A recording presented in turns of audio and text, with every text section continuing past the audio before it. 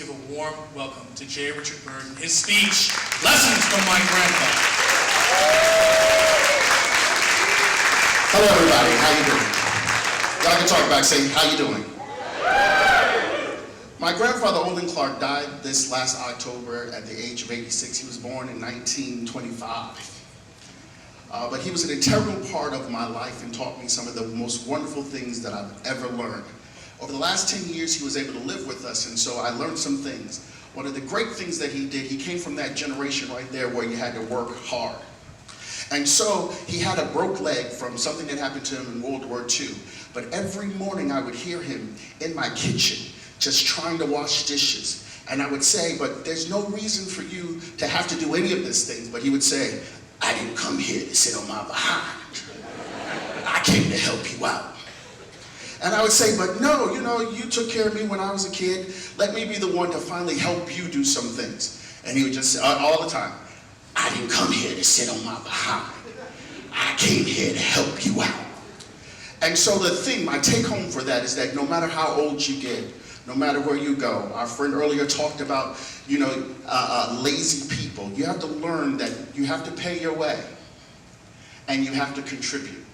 So that was my lesson there. I had to work hard, I had to contribute, I had to make sure that I was doing something in life. Another thing that would happen is that, being a World War II veteran, he was often sick, and we would go back and forth to the VA clinic and drive around. And my grandfather would always just look out the window and just smile. And I would ask him, well, what you looking at? And he would say, I'm just looking. That's all, just looking. But it taught me that sometimes our lives are so fast. I have 5 boys who run me crazy.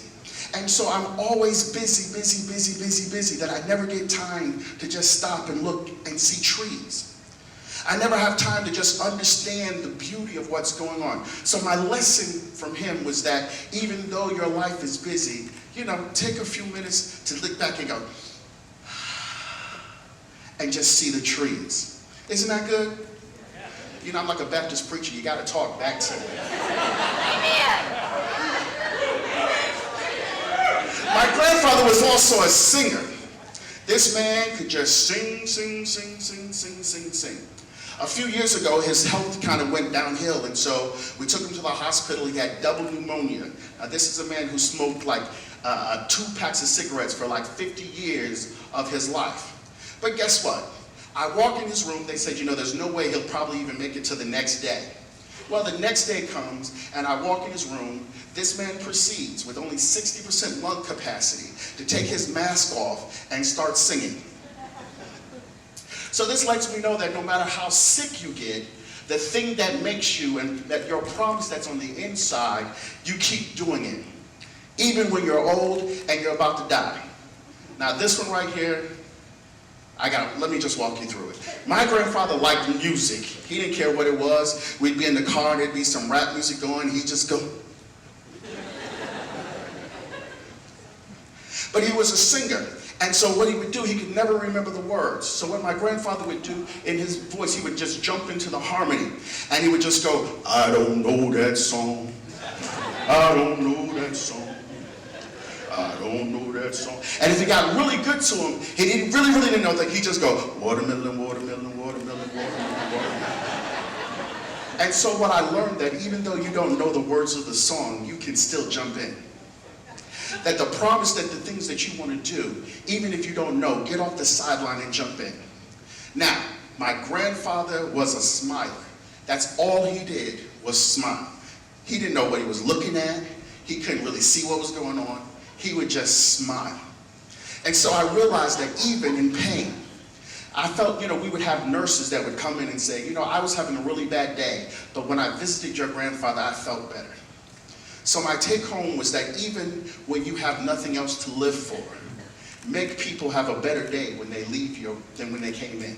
That sound good, don't it? See, because you've been kind of sometimes, but it makes people smile. That's a part of what life is really about. And so this whole thing of just working hard and living life and looking at the trees, For 3 years, of 3 of these events, I sat in the back of the room and refused to even come up and get on this stage. But I promised my grandfather that even if I didn't know the words of the song, that one day I'd just jump in and sing. So I tell you, even though you don't know exactly what it is that's going to take you to the next part of your life, don't wait, just jump in. And if you don't know the words, just say watermelon, watermelon. Peace.